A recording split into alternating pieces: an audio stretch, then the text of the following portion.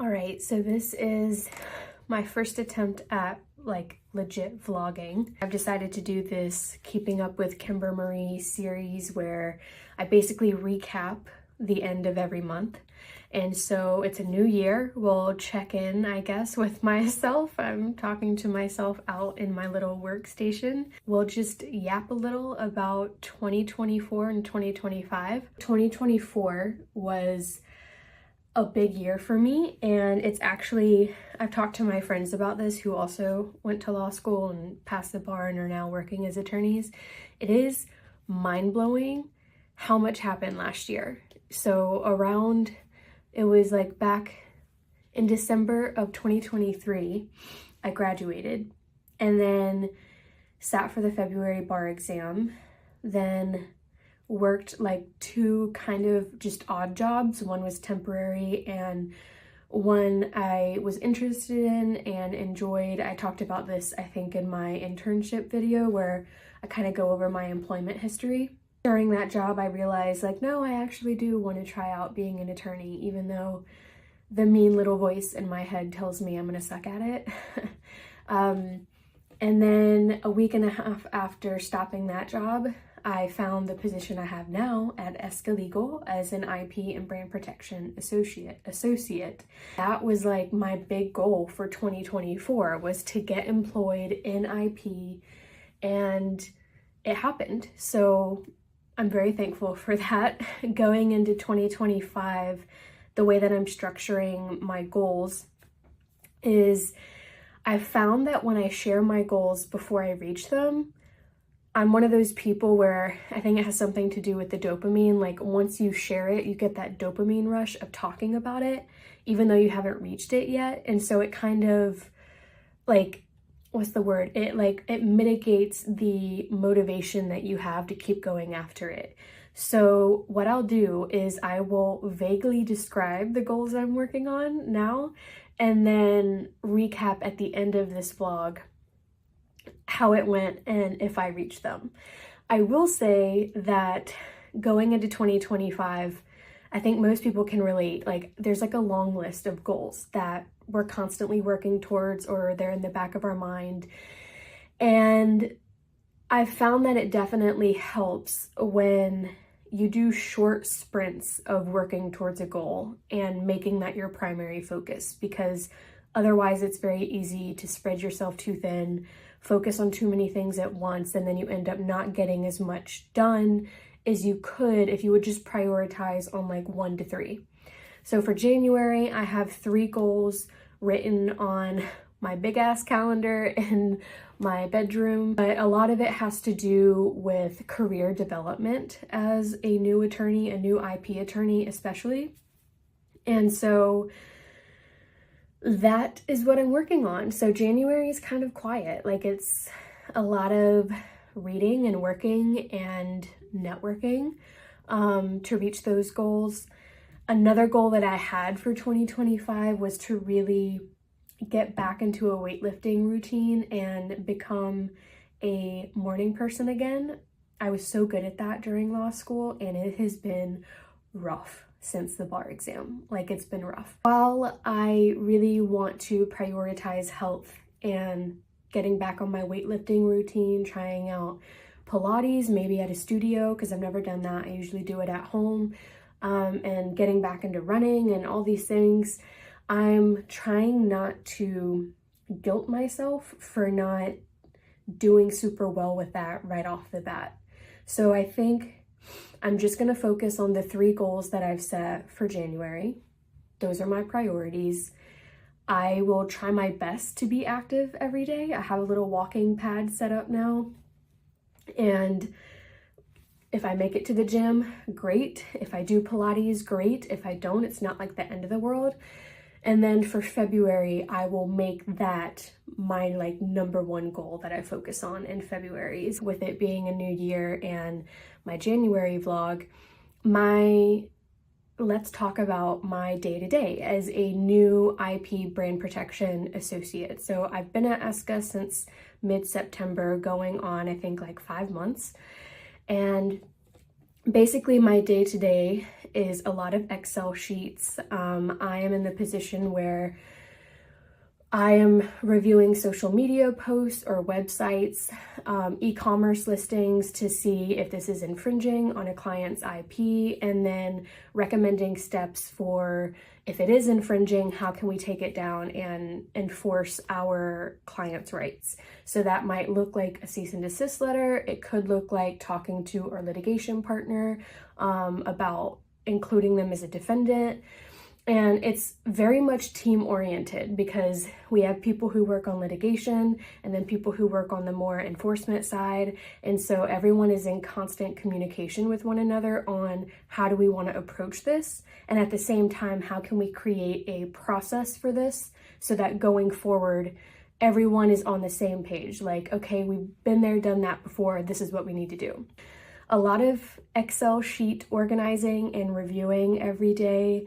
One of our associates, hi Ananya, is taking the bar exam. She's going to do great. She is over our foreign filings, and so I will be taking over that while she's gone. I'm very excited to learn about the global side of trademarks. I'm a little nervous because it's a lot of deadlines and I don't want to miss anything, but she has everything so well organized. So I know that like everything I need to know is in what she's transferred over. So that makes me calm down a little bit more. Now it's just a matter of me not missing something. That has been added to my daily load at the moment. That involves, again, a lot of Excel sheets, a lot of emailing back and forth between local counsel and clients. What else? I've also been helping with esca.legal's marketing. So a lot of social media and content planning and preparation and managing.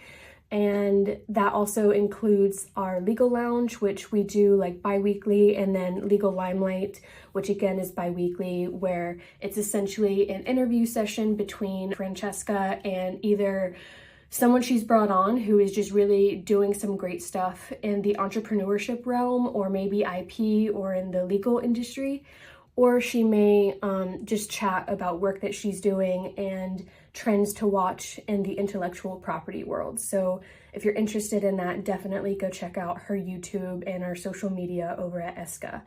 So yeah, that's like my day to day. And then I have my own stuff that I'm building out and working on. My newsletter, The Resilience Renaissance, which is a bi-weekly newsletter helping people become more resilient by learning from others' stories. My own socials. So yeah, it's a stacked day, but again, I'm just trying to focus on what I've prioritized for this month, and we'll see in a few seconds if I reached it. Meant to do this a few days ago when January actually ended, but here we are, February 4th. So a quick reflection on how January went in terms of my goals, which I did a little bit on my Instagram, but this is a longer form content, so let's get into it. Goal number 1 was to finish reading my IP textbooks that I've been working on. That did not happen. I tried to push myself like the last couple of weeks, and I was like, I'm gonna read 100 pages a day. I can do this. I can finish 500 pages in a week. That did not happen. But I did make a lot of progress, and I think in the next few weeks, if I'm consistent about sitting down and reading a little bit each day, then I will finally finish those and I can move on to the next thing. The next goal was to finish Molly Hoff's 30-day networking challenge over on LinkedIn. I did complete this. Yay. I sent 31 messages / connection invites to people that have been on my radar on LinkedIn. Like I've been meaning to either check in with them or actually connect off of the LinkedIn platform. And so I got all those sent out. So far, I've had 5 turn into like virtual coffee chats. Quite a few of them I haven't heard back on, and then a few I have heard back on.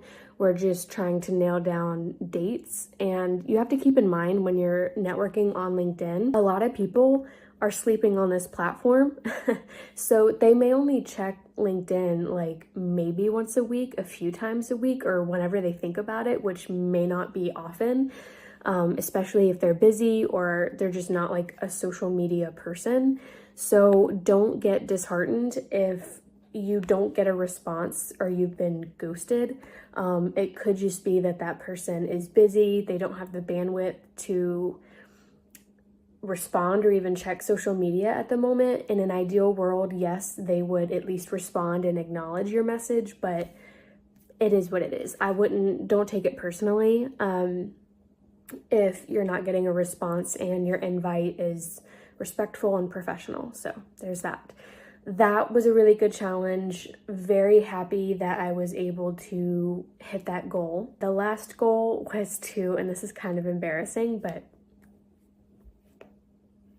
for the sake of authenticity, my goal was to try and break 1,000 followers on one of my social media channels, preferably Instagram. For some reason, I'm just like drawn to making it work on Instagram because that seems to be the harder platform to figure out in terms of growth. Again, if you've had a different experience, please share any advice you have in the comments. But for some reason, I think it's just harder to figure out from what I've seen and what I've been doing, but I am determined.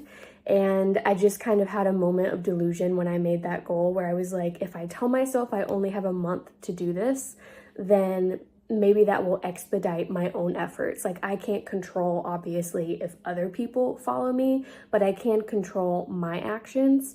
And up until that point, I was being consistent. I was like trying, but I think I could have tried harder. And so having that in my mind, like I only have 4 weeks to hit this goal, even though that's arbitrary, like nothing's gonna happen if I don't.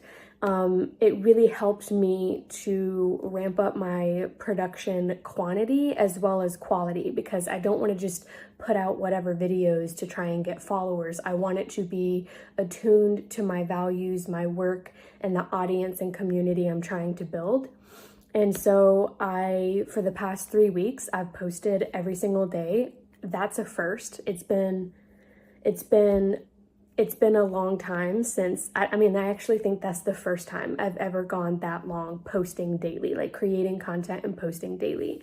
And then even now in February, like I feel even more determined to make it happen. And now when I wake up each day, it's just a part of my daily to-do list to get content out. And I'm paying more attention to what works on these platforms. So even though I didn't hit that goal, it did help and I did see improvement. And that's kind of the whole point of breaking down big goals into smaller, more attainable pieces, like action steps, because when you take a big goal that you might give yourself 6 months or a year to reach, and you say, okay, I only have a month or 2 months or 3 months to make this happen, you will be shocked at the growth that you hit, even if you don't actually reach the goal. Like eventually you'll get the goal if you keep going, right? If you keep going at that pace, but sometimes you just need a fire under your ass to like get going and to be operating at the level you need to be operating at to hit that goal. So yeah, but I haven't hit it. I'm still at like 100, 200 followers on each platform, not like on Instagram. So yeah, we'll see where it goes, but I'm happy with that growth. So that was January. I will say the last 2 weeks of January were rough. I hit like a mental, emotional block. I don't know why. I know my sleep was off, was drinking too much as like to like wind down at the end of the day. And so that's something I'm addressing this month to kind of counterbalance. But yeah, February has started off really well, but I'll save that for my February blog.